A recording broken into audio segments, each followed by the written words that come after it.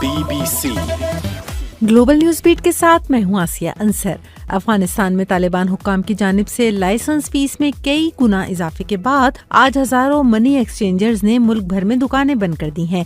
Afghan money exchange commission के मुताबिक fees में 70% इजाफा करके $56,000 कर दिया गया है। पायरेट्स ऑफ कैरेबियन के हॉलीवुड सुपरस्टार जॉनी डेप के इंस्टाग्राम फॉलोवर्स की तादाद में इस वक्त कई गुना इजाफा देखने में आया है, जब उनसे उनकी साबिका साथी अम्बर हर्ड से अलहदगी का केस अदालत में चल रहा है।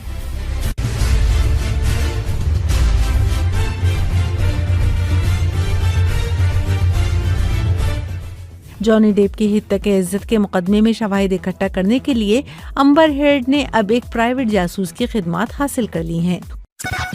BBC कोविड की आलमी वबा के आगाज में ही फिटनेस एक्सपर्ट जो विक्स हर सुबह फिजिकल एजुकेशन के लेसन्स लाइव स्ट्रीम करने लगे और देखते ही देखते नेशनल हीरो बन गए।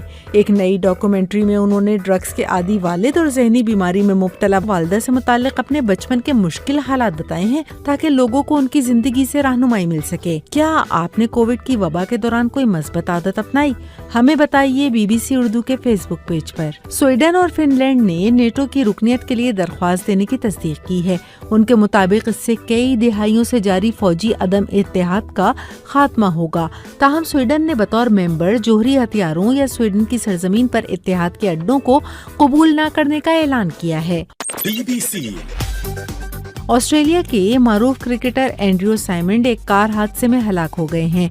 46 साला ऑस्ट्रेलियाई ऑलराउंडर क्रिकेटर ने 1998 से 2009 तक अपने क्रिकेट कैरियर में 26 international test matches, 198 one day international और 14 T20 मैचेस खेले हैं। ब्रिस्टल्स में रहने वाले 4 साला लिव जब सिर्फ 7 दिन के थे जब उनकी पहली बार ओपन हार्ट सर्जरी हुई। उनके जिस्म पर गर्दन से नाफ तक इस सर्जरी का गहरा निशान है। लिव की वालिदा एमी ने अपने बेटे के इस ऑपरेशन से मुताल्लिक किताब लिखी है।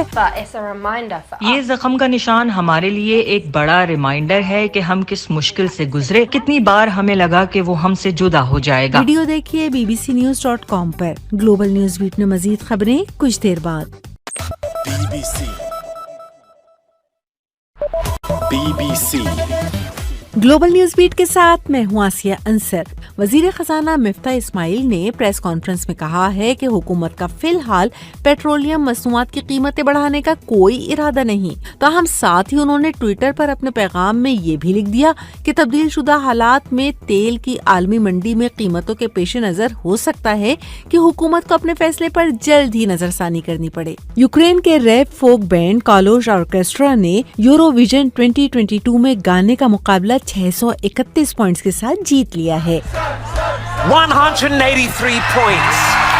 He did so well. Eurovision 2022 के रैप फोक बैंड को जंगज़दा मुल्क छोड़ने की खुसूसी इजाजत दी गई थी।